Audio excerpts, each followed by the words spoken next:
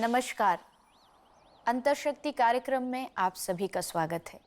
आप हम सभी महाभारत की पवित्र गाथा का श्रवण कर रहे हैं।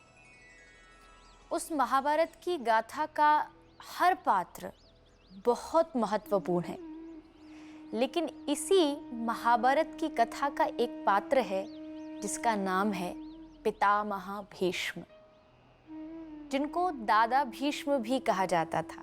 आज दुर्योधन बड़े क्रोध में भर के पितामह भीष्म के शिविर में आया और उसने पितामह भीष्म को बहुत सुनाया, महाराज आप युद्ध मेरी तरफ से लड़ रहे हैं, लेकिन आपका मन पांडवों की ओर है।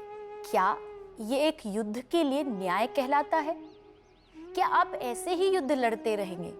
इतना सुनाया कि पितामह भीष्म भी आज आवेश में भर आए और दुर्योधन के सामने प्रतिज्ञा कर बैठे कि मैं गंगा पुत्र भीष्म इस बात की प्रतिज्ञा करता हूँ कि मैं इस धरती पर एक भी पांडव को जिंदा नहीं छोड़ूंगा। और साथ ही साथ उन्होंने दुर्योधन को कहा कि आज रात को तुम अपनी पत्नी को मेरे पास भेजना, मैं उसको सौभाग्यवती भव का आशीर्वाद देने वाला हूँ। ये बात सुन के दुर्योधन बड़ा प्रसन्न हुआ और यही बात आज पांडवों को भी पता लग गई। पांडव जानते हैं कि दादा भीष्म की प्रतिज्ञा आज तक नहीं टूटी, तो भला आज कैसे टूटेगी? लेकिन फिर भी पांडवों को विश्वास है कि कृष्ण हमारे साथ है तो समाधान वो खुद करेंगे। आधी रात हुई, सब लोग अपने अपने शिविर में सो गए, लेकिन आज भगवान श्री कृष्ण को नींद नहीं आ रही, क्योंकि वो जानते हैं दादा भीष्म को किसी भी तरह रोकना पड़ेगा, नहीं तो पांडव मारे जाएंगे। आधी रात को श्री कृष्ण उठे और चुपचाप उठ करके द्रौपदी के कक्ष में पहुंच गए। द्रौपदी आधी रात हो रही है, नींद में है, सो रही हैं, और तभी श्री कृष्ण का आगमन हुआ और भगवान ने द्रौपदी को पकड़ के हिलाया और कहा, कृष्णा उठो और मेरे साथ चलो। द्रौपदी कहती है, प्रभु इतनी रात को आप कहाँ लेके जा रहे हो? श्री कृष्ण कहते हैं, बस प्रश्न मत करो, जो कहता हूँ करते जाओ। और द्रौपदी को पकड़ करके आधी रात्रि को भगवान श्री कृष्ण लेकर के आए। कहाँ? पितामह भीष्म की कुटिया में। पितामह भीष्म इंतजार में थे कि दुर्योधन अपनी पत्नी को भेजेगा वरदान लेने के लिए, आशीर्वाद लेने के लिए। श्री कृष्ण गए और द्रौपदी को जाकर के कहा कि अब साड़ी का, पल्लू का घूंघट कर और भीतर चली जा, कुछ बोलना मत, बस जाके प्रणाम कर देना। द्रौपदी श्री कृष्ण की आज्ञा प्राप्त करके अंदर गई और जाके दादा भीष्म को सर झुका के जैसे प्रणाम किया, दादा भीष्म ने दोनों हाथ उठा के आशीर्वाद दिया, सौभाग्यवती भव। द्रौपदी ने दोबारा प्रणाम किया, दोबारा आशीर्वाद दिया। 5 बार द्रौपदी प्रणाम करती है और 5 बार दादा भीष्म सौभाग्यवती भव का वरदान दे देते हैं। अंत में द्रौपदी ने अपना घूंघट उठाया और पितामह भीष्म को हाथ जोड़ के कहा कि हे पितामह, एक तरफ आप प्रतिज्ञा कर चुके हैं कि पांडवों को जिंदा नहीं छोड़ूंगा, और दूसरी तरफ मुझे आशीर्वाद दे चुके हैं सौभाग्यवती भव का। अब आप ही बताइए, आप दोनों बातों को एक साथ कैसे निभाएंगे? पितामह भीष्म ने जैसे द्रौपदी की बात सुनी, हंसने लगे और मुस्कुराते हुए द्रौपदी से पूछा, द्रौपदी एक बात पूछूं? द्रौपदी ने कहा, हाँ हाँ पितामह पूछिए। पितामह भीष्म कहते हैं, मुझे मालूम है तू यहाँ अकेली नहीं आई, तुझे कोई लेकर के आया है, और वो कौन है वो भी मैं जानता हूँ, बस इतना बता दे वो कहाँ है। द्रौपदी ने कहा, वो श्री कृष्ण बाहर ही बैठे हैं। पितामह भीष्म दौड़ करके बाहर आए और भगवान श्री कृष्ण के चरणों में लेट गए। भगवान कृष्ण ने दादा भीष्म को उठाया और अपने गले से लगाया, और जैसे गले से लगाया तो भगवान कृष्ण की कांख यानी बगल से 2 जूते नीचे गिरे। पितामह भीष्म ने बड़े आश्चर्य से पूछा, हे गोविंद, ये पादुकाएं, ये जूते किसके हैं, क्योंकि आप तो अपनी पादुका पहने हुए हो। श्री कृष्ण ने कहा, पितामह वो क्या था ना, द्रौपदी आधी रात को आ रही थी, उसके जूते बड़ी आवाज़ कर रहे थे, कोई आवाज़ से जाग जाता तो हमें आने नहीं देता, इसलिए मैंने उसके जूतों को उठाया और अपने काख में दबा करके ले आया। ये सुनते ही पितामह भीष्म की आंखें भर आई।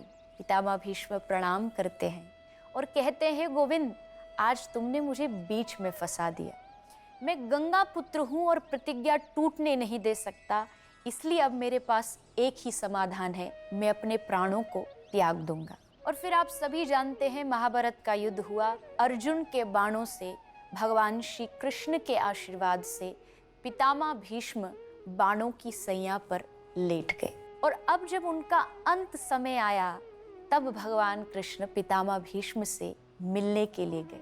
पिछले एपिसोड में मैंने आपसे एक बात कही थी कि हम बात करेंगे पितामह भीष्म की बेटी के बारे में, यानी उनकी पुत्री के बारे में। ये बात बहुत गंभीर है, तो आइए सुनते हैं कौन है पितामह भीष्म की पुत्री। भगवान श्री कृष्ण पितामह भीष्म के सामने खड़े हैं। पितामह भीष्म का अंत समय चल रहा है। दादा भीष्म ने हाथ जोड़ करके भगवान से प्रार्थना की और कहा, हे गोविंद, मैं जा रहा हूँ और जाते जाते मैं अपनी बेटी का विवाह आपसे करके जाना चाहता हूँ, क्योंकि आपसे अच्छा योग्य वर दूसरा मेरी पुत्री के लिए कोई नहीं हो सकता। श्री कृष्ण ने कहा, आप जो बाल ब्रह्मचारी, आपकी पुत्री कौन है? कहाँ से आई आपकी पुत्री? हे गोविंद, मेरी बेटी, मेरी पुत्री कोई और नहीं, मेरी मति यानी मेरी बुद्धि ही मेरी बेटी है। इति मति रूप कल्पिता वितृष्णा। और मेरी जो बुद्धि है वो अब तक कुंवारी है, उसका किसी से विवाह नहीं हुआ। मैं चाहता हूँ जाने से पहले अपनी बुद्धि को आपके चरणों में उसका पानी ग्रहण कर जाऊं, यानी आप मेरी बुद्धि से विवाह कर लो, आप उसको स्वीकार कर लो। श्री कृष्ण ने मुस्कुराते हुए कहा, हे पितामह, पहले अपनी पुत्री से पूछ तो लीजिए, क्या उसको मैं पसंद हूँ? उसकी पसंद का होना पहली आवश्यकता है। पितामह भीष्म ने कहा, हे गोविंद, आप जानते हैं मैंने कौरवों की ओर से युद्ध क्यों लड़ा?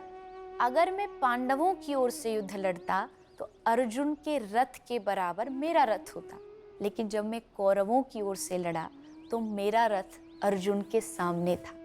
मैं पूरे इस युद्ध में बस, युद्ध तो बहाना था, मैं इस युद्ध में बस आपका दर्शन करता रहा और देखता रहा कि क्या आप मेरे दामाद बनने योग्य हैं, क्या मैं अपनी बुद्धि का आपसे विवाह करा सकता हूँ। और प्रभु, मैंने इस युद्ध में ये पाया कि आपसे अच्छा इस संसार में दूसरा कोई नहीं। भगवान कृष्ण ने प्रतिज्ञा की कि मैं अस्त्र नहीं उठाऊंगा, और दादा भीष्म भी प्रतिज्ञा कर बैठे, मैं इस कन्हैया से अस्त्र उठवा के रहूंगा। मेरा नाम भीष्म नहीं अगर मैंने इससे अस्त्र न उठवा दिए तो। आज युद्ध आरंभ हुआ, सारे देवता आकाश में खड़े हैं ये देखने के लिए कौन हारेगा, कृष्ण या भीष्म। आज जैसे युद्ध शुरू हुआ, पितामह भीष्म ने बाण पर बाण चलाए, अर्जुन का शरीर बाणों से भर गया, रथ टूट गया, ध्वजा टूट गई और अर्जुन का अंत समय निश्चित आने ही वाला है। तभी भगवान कृष्ण क्रोध में भर के रथ से कूद पड़े। भगवान कृष्ण ने रथ का पहिया उठाया और पितामह भीष्म की ओर जोर से आवेश में मारने दौड़े। जैसे भगवान कृष्ण पितामह भीष्म की ओर भगे, पितामह भीष्म हाथ जोड़ के श्री कृष्ण के चरणों में प्रणाम करने लगे। तभी देवताओं ने याद दिलाया, अरे प्रभु, आपकी प्रतिज्ञा टूट गई। आपने तो प्रतिज्ञा की थी कि मैं कोई अस्त्र नहीं उठाऊंगा। भगवान कृष्ण ने मुस्कुराते हुए कहा, मेरी बस एक प्रतिज्ञा है, और वो प्रतिज्ञा है अपने भक्त की प्रतिज्ञा को रखना। पितामह भीष्म आज उसी दिन को याद करते हैं, प्रभु कैसे आपने मेरी प्रतिज्ञा रखने के लिए अपनी प्रतिज्ञा तोड़ दी। हे प्रभु, आपसे अच्छा वर भला मेरी बुद्धि के लिए और कौन हो सकता है। इसलिए आज जाते जाते मैं अपनी बुद्धि को आपको समर्पित कर रहा हूँ। आपसे प्रार्थना करता हूँ कि मेरी इस बुद्धि को संभाल के रखिएगा।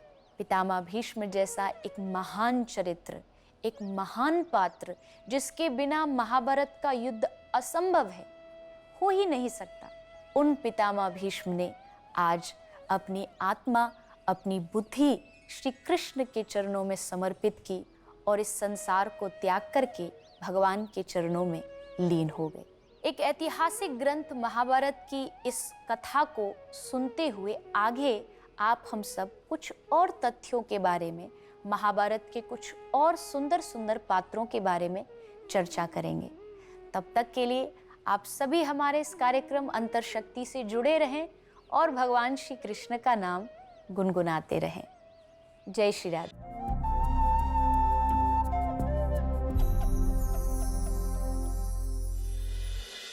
नमस्कार, अंतर्शक्ति कार्यक्रम में आपका पुनः स्वागत है। आज 20 नवंबर 2019 बुधवार, मार्गशीर्ष का महीना, कृष्ण पक्ष, अष्टमी तिथि। जानते हैं आज का राशिफल। सबसे पहले मेष राशि की बात करते हैं। मेष राशि वालों के लिए उच्च शिक्षा के योग बहुत ही उत्तम बन रहे हैं। पार्टनरशिप संबंधित व्यापार के अंदर कुछ परेशानियां उभर रही हैं। अपनी परेशानियों को कम करने के लिए गणपति अथर्वशीर्ष का पाठ करना आपके लिए श्रेष्ठकर रहेगा। चलिए अब बात करते हैं वृषभ राशि की। वृषभ राशि वालों के लिए आज का दिन कुछ कष्टकर है। किसी भी प्रकार का जोखिम ना लें, ना धन का ना स्वास्थ्य का। आज के दिन के जोखिम को कम करने के लिए आपको चिड़ियों कबूतरों को दाना डालना चाहिए। बात करते हैं मिथुन राशि की। मिथुन राशि वाले लोगों के वैवाहिक जीवन में आ रही अड़चनों का आज समाधान होगा। इसके अलावा आज यात्राओं के भी योग बन रहे हैं। वैवाहिक जीवन में और अच्छा करने के लिए आपको गणपति जी के चरणों में धूप चढ़ानी होगी। अब बात करते हैं कर्क राशि की। कर्क राशि वाले लोगों को आज घरेलू समस्याओं का समाधान मिलेगा। शिक्षा के लिहाज से समय आपके लिए लाभकारी बना हुआ है। परिवार में सुख शांति की वृद्धि के लिए आपको सूर्य को जल चढ़ाना लाभकारी साबित होगा। अब बात करते हैं सिंह राशि की। सिंह राशि वालों के जीवन में वाहन संबंधी अच्छे योग बने हुए हैं। प्रेम संबंधों में उतार चढ़ाव की स्थिति बनी हुई है। इस उतार चढ़ाव को ठीक करने के लिए आपको चने की दाल गाय को डालनी होगी। अब बात करते हैं कन्या राशि की। कन्या राशि वालों के लिए आज का निवेश शुभ फलदायी रहेगा। इसके अलावा नौकरी के अंदर कुछ समस्याएं उभर रही हैं, जिसके निवारण के लिए आपको गणपति जी की शरण में जाना होगा। गणपति अथर्वशीर्ष का पाठ आपके लिए करना श्रेष्ठकर रहेगा। अब बात करते हैं तुला राशि की। तुला राशि वाले लोगों के लिए आज का दिन धन लाभ से पूर्ण होगा। इसके अलावा मित्रों से संबंध बिगड़ रहे हैं, उसको सुधारने के लिए अपने व्यवहार में तो बदलाव लाना ही होगा। इसके साथ साथ चने की दाल का दान आपके लिए लाभकारी साबित होगा। अब बात करते हैं वृश्चिक राशि की। वृश्चिक राशि वाले लोगों के लिए आज कार्य क्षेत्र का विस्तार होगा। विदेश यात्राओं के भी योग बन रहे हैं और अत्यधिक खर्चों के भी योग बन रहे हैं। अपने खर्चों को कम तो करिए। इसके अलावा अगर आप चिड़ियों कबूतरों को दाना डालते हैं तो वो आपके लिए लाभकारी साबित होगा। अब बात करते हैं धनु राशि की। धनु राशि वालों के लिए जीवन साथी के सहयोग से कार्य क्षेत्र में उन्नति के योग बन रहे हैं। आयात निर्यात से जुड़े लोगों के लिए समय बहुत ही पक्ष का है। अपने इंपोर्ट एक्सपोर्ट बिजनेस को और अधिक विस्तार देने के लिए आपको आदित्य हृदय स्तोत्र का पाठ करना आपके लिए शुभ लाभकारी होगा। अब बात करते हैं मकर राशि की। मकर राशि वाले लोगों के लिए आज का समय कुछ खास ठीक नहीं है। अपनी वाणी पे संयम रखें, अन्यथा संबंधों में खटास आ सकती है। अपने समय को ठीक बनाने के लिए आपको शनि मंदिर में सरसों का तेल चढ़ाना होगा। अब बात करते हैं कुंभ राशि की। कुंभ राशि वाले लोगों की मैरिड लाइफ के लिहाज से समय शुभ चल रहा है। बिजनेस में भी अच्छे प्रस्ताव मिलते दिख रहे हैं। समय अच्छा बना रहे, इसके लिए माँ लक्ष्मी की पूजा आपके लिए बहुत ही अच्छी रहेगी। अब बात करते हैं मीन राशि की। मीन राशि वाले लोगों को करियर से संबंधित किए कार्य लाभकारी सिद्ध होंगे, परंतु वैवाहिक जीवन में बहुत परेशानियां चल रही हैं, जिसके उपाय के लिए आपको हरा चारा गाय को डालना चाहिए। आज के लिए बस इतना ही। देखते रहिए अंतर्शक्ति कार्यक्रम। आपका दिन शुभ हो। नमस्कार।